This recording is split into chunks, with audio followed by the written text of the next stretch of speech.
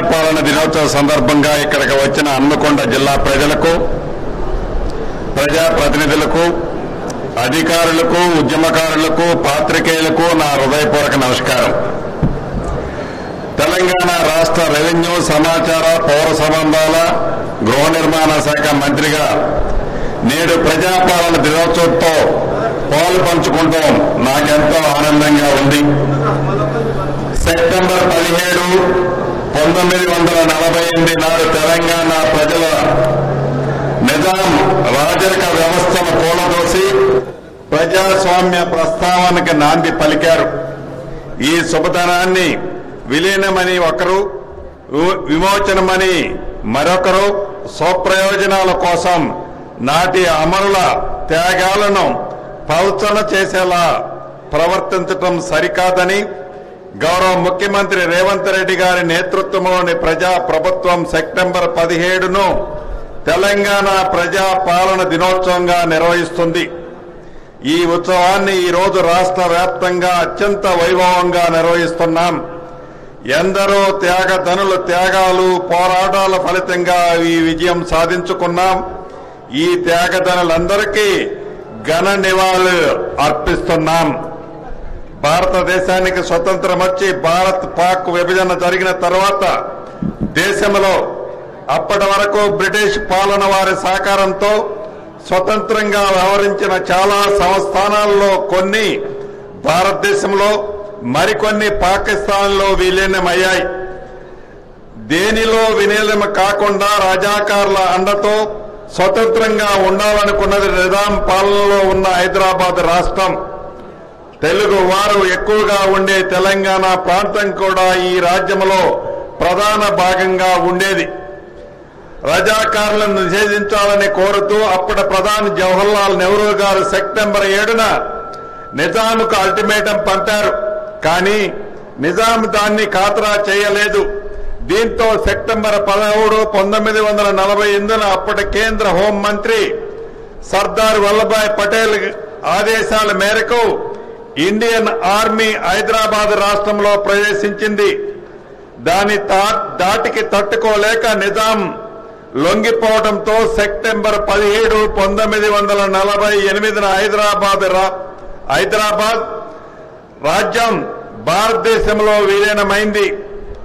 ఈ పరిణామంతో తెలంగాణలో రాచరికం ముగిసిపోయి పార్లమెంటరీ ప్రజాస్వామ్యం పరిపాలన ప్రారంభమైంది. ఉమ్మడి ఆంధ్రప్రదేశ్ నుండి విడిపోయి తెలంగాణ ప్రత్యేక రాష్ట్రంగా ఏర్పడిన తర్వాత ఆ పెద్ద మనిషి నయా నిజాం అయ్యాడు. ఫలితంగా 10 ఏళ్లలో తెలంగాణ నియంత్రణ పాలనలో మునిగిపోయింది. ప్రజాస్వామ్యం పీకేశారు. తన తెలంగాణ అంటూనే ధర్నాలు, ర్యాలీలు, నిరసనలు, ఉద్యమాలని నిషేధించారు. కాదన్న వాడిని కాలి కిందేసి తొక్కేశారు. ధరణి పేరుతో భూములనే కాదు, ప్రాజెక్టులు కూడా పన్నుకు మట్టి అంటకుండా మింగేశారు. అవన్నీ నేను మీకు వివరించాల్సిన పని లేదు, నాకంటే మీరే ఎక్కువ అనుభవించారు. తెలంగాణ నియంత్రణ పాలన నుంచి విముక్తి చేస్తామని ప్రజలకు మాట ఇచ్చాం. 2023 డిసెంబర్ 3న తెలంగాణకి స్వేచ్ఛను ప్రసాదించడంలో మాకు స్ఫూర్తి నాటి సాయుధ పోరాటమే. మా ఆలోచన, మా ఆచరణ ప్రతిదీ ప్రజా కోణమే. ప్రాణత్యాగాలతో ఏర్పడిన తెలంగాణ రాష్ట్రంలో పాలన పారదర్శకంగా ఉండాలి, బాధ్యతంగా ఉండాలి, ప్రతి నిర్ణయంలో ప్రజల కోణంలో ఉండాలి అని అమరుల ఆశయాలు ఉండాలి, యువత ఆకాంక్షలు ఉండేలా మేము బాధ్యతలు స్వీకరించిన క్షణం నుండి ఆ దిశగానే అడుగులు వేస్తున్నాం. సవాలక్ష సమస్యలు, అప్పుల సమస్యల్లో ఉన్నప్పటికీ తెలంగాణ ప్రజల మనోభిష్టాన్ని మేరకు ప్రభుత్వం అనేక సంస్కరణలకు శ్రీకారం చుట్టింది. తొలిసారి రాష్ట్రంలో ప్రజాస్వామ్యబద్ధ పాలన జరుగుతుంది. గడిచిన 10 ఏళ్లుగా తెలంగాణలో కోల్పోయిన స్వేచ్ఛను పునరుద్ధరించడమే మా ప్రభుత్వ తొలి ప్రాధాన్యతగా భావించాం. భౌతికంగా కంచెలు తొలగించడమే కాదు, మానసికంగా బానిసత్వ సంఖ్యలను తెంచాం. పాలకులు తప్పు చేస్తే నిలదీసే స్వేచ్ఛ ఈ రోజు తెలంగాణలో ఉంది. పరిపాలనలో లోట్లుపాట్లు ఉంటే సూచనలు సలహాలు స్వీకరించే సౌలభ్యం కల్పించాం.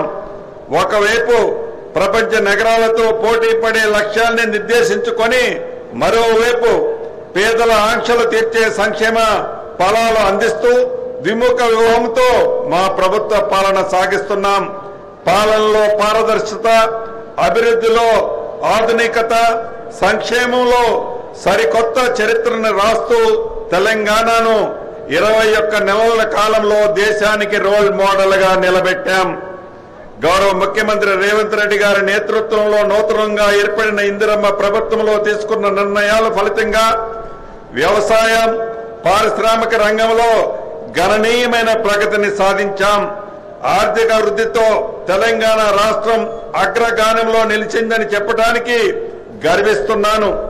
సుమారు 3.79 లక్షల తలసరి ఆదాయంతో దేశంలో తెలంగాణ రాష్ట్రం తొలి స్థానంలో నిలిచింది. తెలంగాణ రాష్ట్రాన్ని భారతదేశంలో ప్రపంచ స్థాయిలో అగ్రస్థానంలో నిలిపేందుకు గౌరవ ముఖ్యమంత్రి రేవంత్ రెడ్డి గారి నాయకత్వంలోని తెలంగాణ రేజింగ్ 2047 విజన్ తో ప్రజాప్రభుత్వం ముందుకు సాగుతుంది.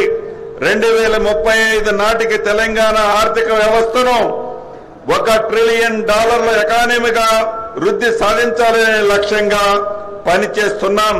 అదేవిధంగా 2047 నాటికి $3 ట్రిలియన్ లక్ష్యం సాధించాలని ప్రభుత్వ ప్రణాళికలు రూపొందిస్తున్నాం. సంక్షేమానికి కేర్ ఆఫ్ పాలన కాంగ్రెస్, దీనికి చరిత్రే సాక్ష్యం. పేదలకు అందుబాటులో నిత్యావసర వస్తువులు అందించే ఉద్దేశంతో 1957లోనే ఆనాటి కాంగ్రెస్ ప్రభుత్వం ప్రజా పంపిణీ వ్యవస్థను ప్రారంభించింది. 70 ఏళ్లుగా పీడీఎస్ వ్యవస్థ పేద ప్రజల ఆహార భద్రతకి భరోసా కల్పిస్తుంది. అదే స్ఫూర్తితో ప్రజా ప్రభుత్వం ఈ ఏడాది ఉగాది నుంచి సన్న బియ్యం పంపిణీ కార్యక్రమం చేపట్టాం. ప్రతి నెల 3,25,00,000 మంది పేదవాళ్లకు 17,000 రేషన్ షాపుల ద్వారా 2 లక్షల మెట్రిక్ టన్నుల సన్న బియ్యం ఉచితంగా పంపిణీ చేసి పేదల ఆకలి తీరుస్తున్న ప్రభుత్వం మన ప్రభుత్వం. రేషన్ కార్డులు ప్రజల ఆత్మ గౌరవానికి ప్రతీక, ఒక భరోసా. ఆ భరోసా కోసం రాష్ట్ర ప్రజలు 10 ఏళ్లు కళ్ళు కాయలు కాసేలా ఎదురు చూశారు. ప్రజా ప్రభుత్వం వచ్చాక ఆ ఎదురు చూపులకి పరిష్కారం లభించింది. కొత్తగా 11 లక్షల రేషన్ కార్డులు ఇవ్వటంతో పాటు 15 లక్షల మంది పేర్లను రేషన్ కార్డులో మన ప్రభుత్వం చేర్చడం జరిగింది. తెలంగాణ రైతులకు 2022 మే 6న ఇదే వరంగల్ వేదిక మాట ఇచ్చాం. అధికారంలోకి వచ్చిన ఎమ్మటే 2 లక్షల రూపాయల రుణమాఫీ చేసి రైతుల్ని రుణ విముక్తులు చేస్తామని ఇచ్చిన మాట నిలబెట్టుకున్నాం. రాష్ట్రంలో 25 లక్షల మంది రైతులకు 21,000 కోట్ల రూపాయలు రుణమాఫీ చేసి ఈ దేశంలో ఏ రాష్ట్ర ప్రభుత్వము చేయని కొత్త చరిత్రని తిరగరాశాం. గత పాలకులు పాపాలు శాపాలై వెంటాడుతున్న రైతన్నుల సంక్షేమ విషయంలో రాజీ పడలేదు.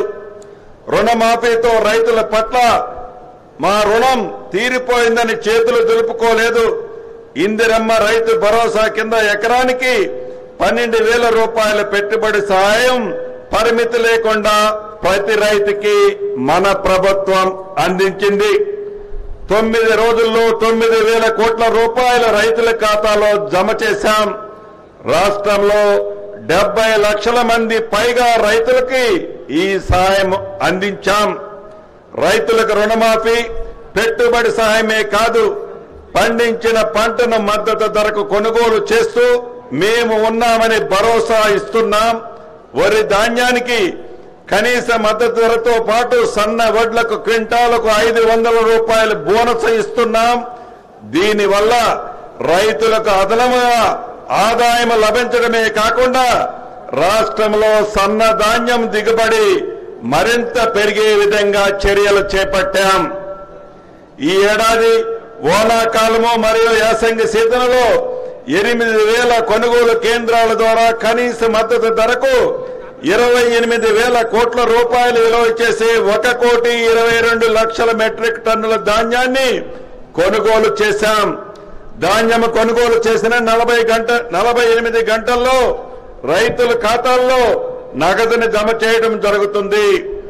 రైతు 2 సీజన్లలో కనీసి 2,90,00,000 మెట్రిక్ టన్నుల ధాన్యాన్ని పండించిన తెలంగాణ రాష్ట్రంలో దేశంలో మొదటి స్థానం నిలిచింది. వ్యవసాయానికి ఉచిత విద్యుత్తులో భాగంగా 29 లక్షల పంపు సెట్లకు ఉచిత విద్యుత్తు అందిస్తున్నాం. మా ప్రభుత్వం ఏర్పడిన తర్వాత రాష్ట్ర వ్యవసాయ చరిత్రని తిరగరాసి దేశ చరిత్రలోనే కని విని ఎరగని రీతిలో 21 నెలల్లో అన్నదాత సంక్షేమానికి 1,13,000 కోట్ల రూపాయలు ఖర్చు చేసిన ప్రభుత్వం మన ప్రజా ప్రభుత్వం. తెలంగాణలో చివరి ఆయకట్టు వరకు సాగునీరు ఇచ్చే ప్రణాళికతో పెండింగ్ ప్రాజెక్టులకు లక్ష్యాలుగా నిర్దేశించుకొని పూర్తి చేస్తున్నాం. 10 ఏళ్ల పాటు ఈ రాష్ట్రాన్ని పాలించి గత పాలకులు అద్భుతాలు చేశామని, ఎన్నో ప్రాజెక్టులు నిర్మించామని గొప్పలు చెప్పుకున్నారు. కానీ వాస్తవానికి రీడిజైన్ పేరుతో ఆర్థిక దోపిడీకి పాల్పడ్డారు గత ప్రభుత్వంలో పరిపాలకులు. దీనికి చక్కటి ఉదాహరణ ఈ జిల్లాకి పక్కనే ఉన్న కాళేశ్వరం ప్రాజెక్టు పరిస్థితి ఏమైందో ఈ వరంగల్ వాస్తవాలకు బాగా తెలుసు. తెలంగాణని సస్యశ్యామలంగా మార్చేందుకు ఇందిరమ్మ ప్రభుత్వం చిత్తశుద్ధితో పనిచేస్తుంది. ఈ ప్రాంతానికి ప్రధానంగా సాగునీరు తాగునీరు అందించే దేవాదుల ప్రాజెక్టుని గత ప్రభుత్వం నిర్లక్ష్యం చేసింది. ఈ ఇందిరమ్మ ప్రభుత్వం 2026 డిసెంబర్లోగా పూర్తి చేయాలనే లక్ష్యంతో ముందుకు నడుస్తుంది. 10 ఏళ్ల తర్వాత పేదల సొంతింటి కలను మళ్లీ రెక్కల తొడిగించాం. ఇందిరమ్మ ఇల్లు నిర్మాణం ఇవాళ గ్రామాల్లో పేదల ఆత్మ గౌరవ ప్రతీకగా కనిపిస్తుంది. తొలి విడతగా ప్రతి నియోజకవర్గానికి 3,500 ఇళ్లు మంజూరు చేశాం. ఇవన్నీ శరవేగంగా నిర్మాణాలు జరుగుతున్నాయి. ఈ జిల్లాలో కూడా వేలాది ఇళ్లు వివిధ నిర్మాణ దశలో ఉన్నాయి. ఈ నెల 3వ తేదీన భద్రాద్రి జిల్లా అశ్వరావుపేట నియోజకవర్గంలోని చండుగొండ మండలంలో బెండాలపాడు గ్రామంలో ఇందిరమ్మ ఇండ్లకు గౌరవ ముఖ్యమంత్రి రేవంత్ రెడ్డి గారి చేతుల మీదుగా గోప్రవేశాలు కూడా చేశామని చెప్పడానికి సంతోషిస్తున్నాను. ప్రభుత్వానికి ఎన్ని ఆర్థిక ఇబ్బందులు ఉన్నా గ్రీన్ ఛానల్తో నిధులు విడుదల చేస్తున్నాం. ఇండ్లు నిర్మాణ పురోగతిని బట్టి ప్రతి సోమవారం లబ్ధిదారుల ఖాతాలో నిధులు జమ చేస్తున్నాం. రాజకీయాలకు అతీతంగా అర్హుల ఎంపికలో పారదర్శకంగా వ్యవహరిస్తున్నాం. పేదరికమే అర్హత, ఇళ్ల కేటాయింపులో కోటాలు వాటాలు లేవు. ఇళ్ల కోసం కమిషన్లు ఇచ్చే కర్మ లేదు. నీకింత నాకింత దందాలు లేవు. ఎంపికకు పేదరికమే గిట్టురాయి. అడవులను నమ్ముకొని జీవించే చెంచులకి సైతం చరిత్రలో తొలిసారి ఇందిరమ్మ ఇళ్లు కేటాయించాం. గతంలో ఏ ప్రభుత్వం ఇల్లు ఇవ్వాలని ఆలోచన రాలేదు. నల్లమల్ల బిడ్డగా వారి సాధక బాధకలు తెలిసిన వాడిగా చెంచు కుటుంబాలకు ఇందిరమ్మ ఇళ్లను మంజూరు చేశాం. రాష్ట్రంలో 4 ఐటీడీఏ ప్రాంతాల్లో 22,016 ఇందిరమ్మ ఇళ్లు కూడా ఇచ్చాం. తెలంగాణ రాష్ట్రంలో భూ సమస్యల పరిష్కార లక్ష్యంగా ప్రజల కోరిన భూ వివాదం లేని తెలంగాణ ఉండాలనే సంకల్పంతో ప్రజా ప్రభుత్వం చరిత్రాత్మకమైన భూభారతి చట్టాన్ని తీసుకువచ్చింది. ఏప్రిల్ 14వ తేదీన భూభారతి చట్టాన్ని గౌరవ ముఖ్యమంత్రి రేవంత్ రెడ్డి గారి చేతుల మీదుగా ఆవిష్కరించుకోవడం జరిగింది.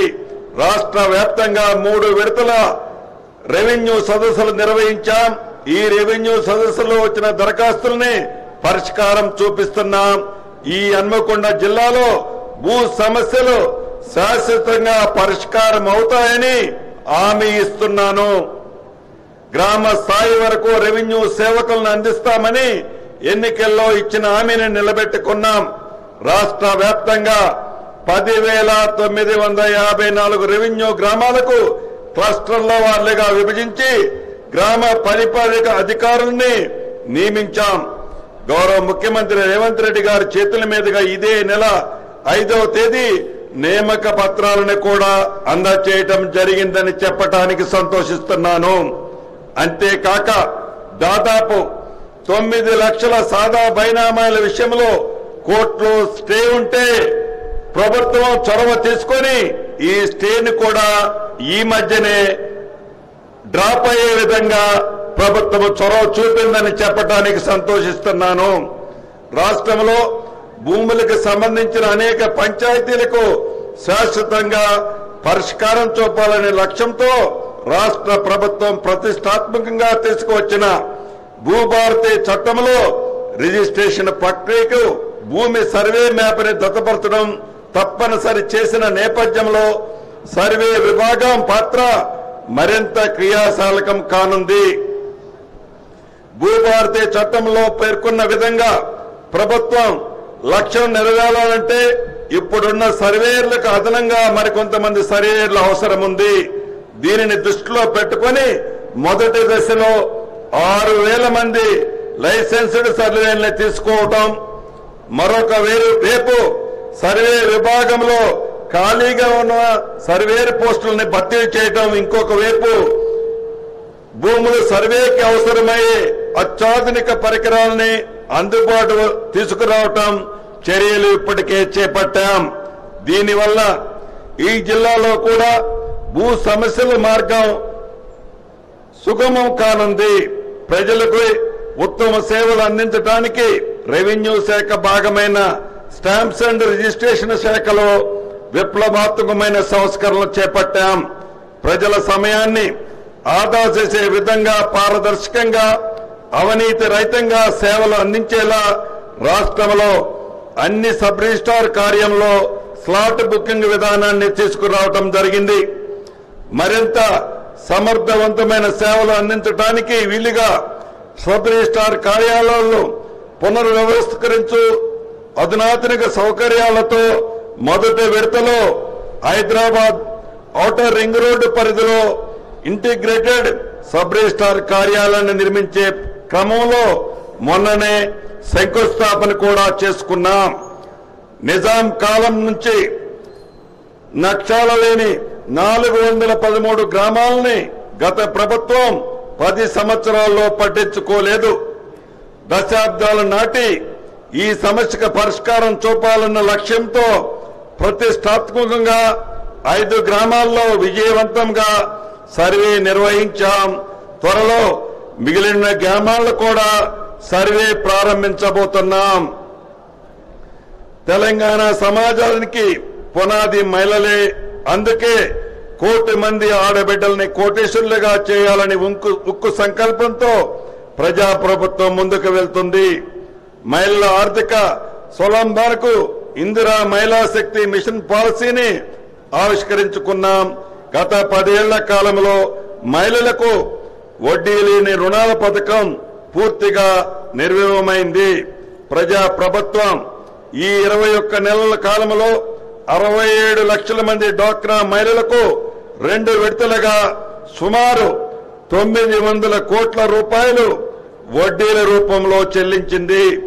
ప్రతి సంవత్సరం వడ్డీ లేకుండా మహిళా సంఘాలకు 20,000 కోట్ల రూపాయలు రుణంగా ఇవ్వాలని లక్ష్యంగా పెట్టుకున్నాం. మొదటి సంవత్సరంలో 21,500 కోట్లు వడ్డీ లేని రుణాలను నా ఆడబిడ్డలకు ఇచ్చాం.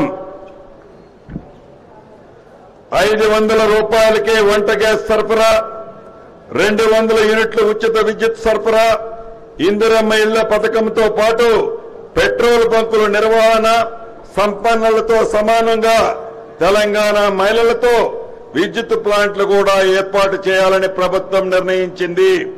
17 రకాల వ్యాపారాలను గుర్తించి ఆర్థికంగా సహాయం చేస్తూ మహిళలను పారిశ్రామికవేత్తలుగా తీర్చిదిద్దుతున్నాం. మాదాపూర్లోని శిల్పారామంలో 100 ఇందిరా మహిళా శక్తి స్టాళ్లను ప్రభుత్వం ప్రారంభించింది. ఇందిరా మహిళా శక్తి క్యాంటీన్లు, స్కూల్ యూనిఫామ్లు కుట్టమని మహిళలకు అప్పగించాం. రాబోయే రోజుల్లో ప్రతి మండల కేంద్రంలో మహిళా సంఘాల ఆధ్వర్యంలో రైస్ మిల్లులు, గోదాములు ఏర్పాటు చేయించాలని మన ప్రభుత్వం నిర్ణయించింది. అధికారంలోకి వచ్చిన 48 గంటల్లో మహిళలకి ఆర్టీసీ బస్సులో ఉచిత ప్రయాణం కల్పించే మహాలక్ష్మి పథకానికి గౌరవ ముఖ్యమంత్రి రేవంత్ రెడ్డి గారి చేతుల మీదుగా ప్రారంభించుకున్నాం. అప్పటి నుంచి ఇప్పటి వరకు 21 మాసాలలో 210 కోట్లకు పైగా నా ఆడబిడ్డలు ఉచిత ప్రయాణం చేశారు. ఆర్టీసీకి దాదాపు 8,000 కోట్ల రూపాయలు ఆదాయాన్ని ఆర్జించి పెట్టారు. మహాలక్ష్మి పథకంతో ఆడబిడ్డలపై ఆర్థిక భారం తగ్గించాం. ఆర్టీసీ బస్సులో మహిళలకి ఉచిత ప్రయాణ సౌకర్యం కల్పించడమే కాదు, ఆ బస్సులు వారిని యాజమాన్లుగా మార్చే కార్యక్రమాన్ని చేపట్టాం. మహిళా సంఘాల ద్వారా 600 బస్సులని కొనుగోలు చేయించి ఆర్టీసీకి అద్దెకు ఇప్పించే కార్యక్రమానికి శ్రీకారం చుట్టాం. ఇప్పటికే 150 బస్సులు వారికి అందజేసి రాష్ట్ర ఆర్థిక నిర్మాణంలో నా ఆడబిడ్డల్ని భాగస్వాములుగా చేస్తున్నాం. రాష్ట్ర ప్రభుత్వం శాస్త్రీయంగా జరిపిన కులగణన సర్వేలో బీసీలు 50.36% ఉన్నని తేలింది. ఈ సంఖ్య ఆధారంగా బీసీలకి 42% రిజర్వేషన్లు అమలు చేయాలని రాష్ట్ర శాసనసభలో ఆమోదించిన బిల్లును పార్లమెంట్ లో చేయవలసిందిగా కోరుతూ కేంద్ర ప్రభుత్వానికి గవర్నర్ గారి ద్వారా పంపడం జరిగింది. అలాగే స్థానిక సంస్థల్లో బీసీలకు 42% కల్పించాలనే సంకల్పంతో ఆర్డినెన్స్ ను రాష్ట్ర కేబినెట్ ఆమోదించి గవర్నర్ గారి ఆమోదానికి పంపడం జరిగింది. ఎస్సీ వర్గీకరణ బిల్లును రాష్ట్ర ప్రభుత్వం ఆమోదించి 3 దశాబ్దాలుగా ఎస్సీ వర్గీకరణ కోసం జరిగిన పోరాటాలకు మా ప్రభుత్వం శాశ్వత పరిష్కారం చూపగలిగింది. సంక్షేమంతో పాటు సామాజిక న్యాయంలో సైతం తెలంగాణ దేశానికి దిశానిర్దేశం చూపించింది. దేశంలో వర్గీకరణ చేసిన తొలి రాష్ట్రం మన రాష్ట్రమని చెప్పటానికి గర్వపడుతున్నాను. ఈ రాష్ట్ర యువతే ప్రజా ప్రభుత్వానికి నిజమైన నిర్మాతలు. మన ఇందిరమ్మ ప్రభుత్వం వారి భవిష్యత్తుకి గ్యారంటీ ఇస్తూ యువత ఉపాధి, ఉద్యోగ అవకాశాల కల్పనే లక్ష్యంగా పనిచేస్తుంది. దశాబ్ద కాలంలో ఉద్యోగాల కోసం ఎదురుచూస్తున్న తెలంగాణ నిరుద్యోగ కళలను సాకారం చేశాం. 21 మాసాల కాలంలో 60,000 మందికి పైగా ఉద్యోగ నియామక పత్రాలు మన ప్రభుత్వంలో ఇచ్చాం. పారిశ్రామిక విధానాలకు మరింత మెరుగుపరుచుకుంటూ తెలంగాణను పెట్టుబడులకు నిలయంగా మార్చాలనే లక్ష్యంతో ప్రభుత్వం ముందుకు వెళ్తుంది. ఇప్పటికే లక్షల కోట్ల రూపాయల పెట్టుబడుల్ని సాధించుకోగలిగాం. ప్రైవేటు రంగంలో లక్షలాది ఉద్యోగాలు సృష్టించగలిగాం.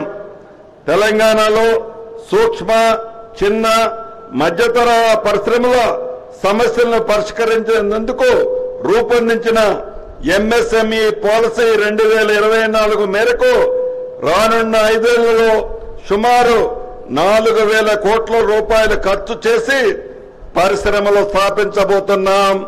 దీని ద్వారా ప్రైవేటు రంగంలో ఉపాధి అవకాశాలు మెరుగుపడతాయి. రాజీవ్ గాంధీ సివిల్ అభయహస్తం కింద సివిల్ సర్వీస్ ప్రిపేర్ అయ్యే వారికి ఆర్థిక ఇబ్బందులు లేకుండా ఒక్కొక్కరికి ₹1,00,000 ఆర్థిక సహాయం అందిస్తున్నాం. యంగ్ ఇండియా స్కిల్ యూనివర్సిటీ ఏర్పాటు చేయడం ద్వారా యువతలో నైపుణ్యాన్ని మెరుగుపరుస్తున్నాం. ఐటీఐలని అడ్వాన్స్డ్ ట్రైనింగ్ సెంటర్లుగా తీర్చిదిద్దాం. ఎస్సీ, ఎస్టీ, బీసీ, మైనార్టీ విద్యార్థులంతా కుల మతాలకు అతీతంగా ఒకే ప్రాంగణంలో కలిసిమెలిసి చదువుకునే విధంగా సకల సౌకర్యాలతో 25 ఎకరాల సువిశాల విస్తీర్ణంలో 15,600 కోట్ల రూపాయల వ్యయంతో యంగ్ ఇండియా ఇంటిగ్రేటెడ్ గురుకుల స్కూళ్లు ఏర్పాటుకు శ్రీకారం చుట్టాం. విధి నిర్వహణలో కాలం గడుపుతూ పిల్లల చదువులపై ప్రత్యేక దృష్టి సారించలేకపోతున్న పోలీసు సోదరుల పిల్లలకు మంచి విద్యా అవకాశాలు కల్పించాలనే లక్ష్యంతో హైదరాబాద్ లో యంగ్ ఇండియా పోలీసు స్కూల్ని ఏర్పాటు చేశాం. రాష్ట్రంలో క్రీడలను ప్రోత్సహించేందుకు స్పోర్ట్స్ యూనివర్సిటీని కూడా ఏర్పాటు చేస్తున్నాం. గతంలో ఎన్నడూ లేని విధంగా విద్యా రంగానికి మా ప్రభుత్వం అత్యంత ప్రాధాన్యత ఇస్తుంది. ఉపాధ్యాయుల నియామకం, అమ్మ ఆదర్శ కమిటీల ద్వారా సమయానికి పుస్తకాలు, యూనిఫామ్లు పంపిణీ చేస్తున్నాం. పాఠశాలలు తెరవటానికి ముందే అవసరమైన వసతులను కల్పిస్తున్నాం. ప్రభుత్వ గురుకులాలు, వసతి గృహాల్లో దీర్ఘకాలికంగా అపరిష్కరంగా ఉన్న మెస్ ఛార్జీ సమస్యలను పరిష్కరించాం. విద్యార్థులకి పౌష్టికాహారం అందించాలనే లక్ష్యంతో గతంలో ఎన్నడూ లేనంత విధముగా డైట్ ఛార్జీలు 40%, కాస్మెటిక్ ఛార్జీలు 200% మన ప్రభుత్వం పెంచింది. ఆరోగ్యశ్రీ అంటేనే కాంగ్రెస్ బ్రాండ్ స్కీమ్. గత 10 సంవత్సరాల్లో మసకబారిన ఈ పథకానికి పూర్వ వైభవం తీసుకొచ్చాం. ప్రజా ప్రభుత్వం అధికారంలోకి వచ్చిన వెంటనే ఆరోగ్యశ్రీ పరిమితిని 5 లక్షల నుండి 10 లక్షల రూపాయలకి పెంచాం. రాష్ట్ర వ్యాప్తంగా 1402 ఆసుపత్రుల్లో ఆరోగ్యశ్రీ సేవలు అందుబాటులో ఉన్నాయి. ఇటీవలే 108 ఆసుపత్రులు ఆరోగ్యశ్రీ పరిధిలోకి చేర్చడం జరిగింది. ఇందిరమ్మ ప్రభుత్వం అధికారంలోకి వచ్చిన 2023 డిసెంబర్ నుంచి ఇప్పటి వరకు సుమారు 11 లక్షల మందికి చికిత్స మన ప్రభుత్వంలో అందించాం. ఈ 21 నెలల కాలంలో ఆసుపత్రులకు 1,600 కోట్ల రూపాయలు ప్రభుత్వం చెల్లించింది. దేశంలో తొలిసారిగా రాష్ట్రంలోని అనాథ పిల్లలు ఏ విధమైన అనారోగ్యానికి గురైన కార్పొరేట్ ఆసుపత్రుల్లో 10 లక్షల రూపాయల వరకు ఉచితంగా వైద్య సేవలు పొందే అవకాశాన్ని మన ఇందిరమ్మ ప్రభుత్వం కల్పించింది. దీని ద్వారా ఈ జిల్లాలో కూడా ఎంతో మందికి అవకాశం లభించింది.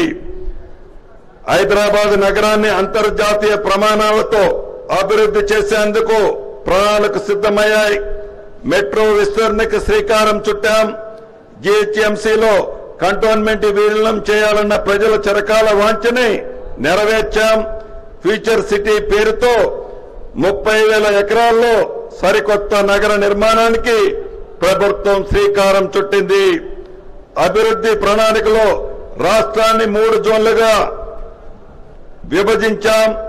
ఔటర్ రింగ్ రోడ్డు లోపల నగరాన్ని కోర్ అర్బన్ తెలంగాణగా, ఔటర్ రింగ్ రోడ్డు ప్రతిపాదిత రీజనల్ రింగ్ రోడ్డు మధ్య ప్రాంతాన్ని అర్బన్ తెలంగాణగా, రీజనల్ రింగ్ రోడ్డు ఆవల ప్రాంతాన్ని రూరల్ తెలంగాణగా నిర్ణయించాం. తెలంగాణ రాష్ట్రాన్ని ప్రపంచ వేదికపై ఆవిష్కరించడంలో విజయం సాధించాం. అమెరికా, దక్షిణ కొరియా, సింగపూర్, దావోస్, జపాన్ దేశాలలో పర్యటించి భారీగా పెట్టుబడులు సాధించాం. హైదరాబాద్ వేదికగా పలు గ్లోబల్ ఈవెంట్లు నిర్వహించాం. AI global summit, bio Asia సదస్సు, ప్రపంచ సుందరి పోటీలు విజయవంతంగా నిర్వహించాం. ఇక మన హన్మకొండ జిల్లాకు వస్తే, హన్మకొండ జిల్లా అభివృద్ధికి గౌరవ ముఖ్యమంత్రి రేవంత్ రెడ్డి గారి నేతృత్వంలోని మన ప్రజా ప్రభుత్వం అత్యంత ప్రాధాన్యత ఇస్తుంది. గత 10 ఏళ్ల కాలంలో ఈ ప్రాంత అభివృద్ధి హామీలకు, కాగితాలకే పరిమితమైంది. మన ప్రభుత్వం మాటల్లో కాకుండా చేతల్లో చూపిస్తుంది. హైదరాబాద్, సికింద్రాబాద్ నగరాలు కలిసి ఉన్నట్లుగానే హన్మకొండ, వరంగల్ నగరాలు కూడా అలాగే కలిసి ఉన్నాయి. అధికారంలోకి వచ్చిన క్షణం నుండి ఈ ప్రాంతాల అభివృద్ధికి ప్రభుత్వం ప్రత్యేక దృష్టి సారించింది.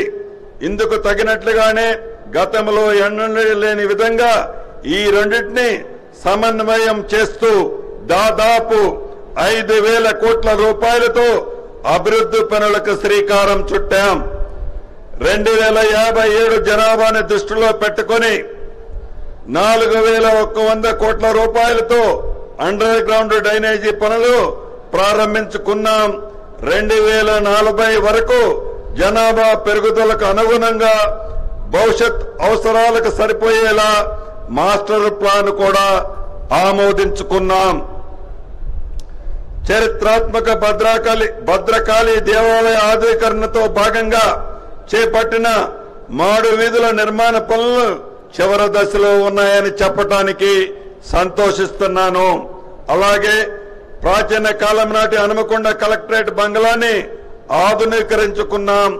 జాతీయ రహదారుల విస్తరణలో భాగంగా గన్నపూర్ నుండి ఐనవోలు, ఓయ, కూనూరు, గర్నేపల్లి వరకు రోడ్డు వెడల్పు పనులు, బంగ్లాపూర్ నుండి ధర్మవరం రోడ్డు 13 కిలోమీటర్ల వరకు రోడ్డు విస్తరణ పనులు కూడా ఇప్పటికే పూర్తి చేసుకోబోతున్నామని చెప్పడానికి సంతోషిస్తున్నాను. జిల్లాలో భీమదేవరపల్లి మండలం వంగర గ్రామంలో 7 కోట్ల రూపాయల నిధితో మాజీ ప్రధానమంత్రి స్వర్గీయ పివి నరసింహారావు గారి విజ్ఞాన వేదిక అభివృద్ధి పనులు చివరి దశలో ఉన్నాయని చెప్పడానికి సంతోషిస్తున్నాను. పరకాలలో 35 కోట్ల రూపాయల అంచనా వ్యయంతో చేపట్టిన 100 పడకల ఆసుపత్రి నిర్మాణ పనులు చురుగ్గా సాగుతున్నాయి. జిల్లాలో 2 ఇంటిగ్రేటెడ్ రెసిడెన్షియల్ పాఠశాలలు మంజూరు చేయటమే కాదు, అతి కొద్ది రోజుల్లో పనులు కూడా ప్రారంభించుకోబోతున్నాం. క్రీడా పాఠశాలలు మరియు సెంటర్ ఆఫ్ ఎక్సలెన్సీ హన్మకొండ జిల్లాల్లో ఏర్పాటుకు ప్రభుత్వం ప్రతిపాదనలు ఇప్పటికే సిద్ధమయ్యాయి. తాత్కాలికంగా జవహర్లాల్ నెహ్రూ స్టేడియంలో స్పోర్ట్స్ స్కూల్ ప్రారంభోత్సవానికి సిద్ధం చేయడం జరిగిందని చెబుతున్నాను. గత ప్రభుత్వం హన్మకొండలో కాళోజీ కళాక్షేత్రం శంకుస్థాపన చేసి గాలికి వదిలేసింది. మన ప్రభుత్వం అధికారంలోకి రాగానే కళాక్షేత్రం పనుల్ని యుద్ధ ప్రాతిపదికన పూర్తి చేసి గౌరవ ముఖ్యమంత్రి రేవంత్ రెడ్డి గారి చేతుల మీదుగా ప్రారంభించుకోవడం కూడా జరిగింది. అది మీ అందరికీ తెలిసిందే. ఆరోగ్యశ్రీ ద్వారా వేలాది మంది పేదలకు ఉచిత వైద్య చికిత్సలు పొందించగలిగాం. హన్మకొండ జిల్లాలో మహాలక్ష్మి పథకం కింద కోట్లాది మంది మహిళలకు ఉచిత బస్సు సౌకర్యాన్ని, గృహలక్ష్మి పథకం ద్వారా వేలాది మంది మహిళలకు ఉచిత సిలిండర్ పథకాన్ని, గృహజ్యోతి పథకం కింద లక్షలాది మందిగా కుటుంబాలకు ఉచితంగా 200 యూనిట్ల వరకు విద్యుత్తుని ఉపయోగించుకుంటుందని చెప్పడానికి సంతోషిస్తున్నాను. అమ్మ ఆదర్శ పాఠశాలల పథకం ద్వారా జిల్లాలో 435 ప్రభుత్వ పాఠశాలల్లో మౌలిక వసతుల అభివృద్ధి పనుల్ని చేపట్టడం జరిగింది. వేలాది మందికి కొత్త రేషన్ కార్డులు జారీ చేయడంతో పాటు వేలాది మంది కుటుంబ సభ్యుల పేర్లని అదనంగా రేషన్ కార్డులో చేర్చడం జరిగింది. మత్స్యకారులని ఆర్థికంగా బలోపేతం చేసేందుకు మత్స్య సంపదన గణనీయంగా పెంపొందించేందుకు చర్యలు చేపట్టడం జరిగింది.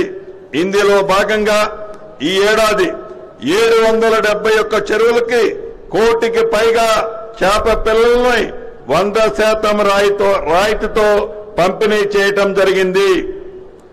వన మహోత్సవంలో భాగంగా ఈ ఏడాది 23 లక్షల మొక్కలను నాటాలని లక్ష్యంగా పెట్టుకున్నాం. గత ఏడాది జిల్లాలో 957 హెక్టార్లలో అడవులని పునరుద్ధరించడం జరిగింది.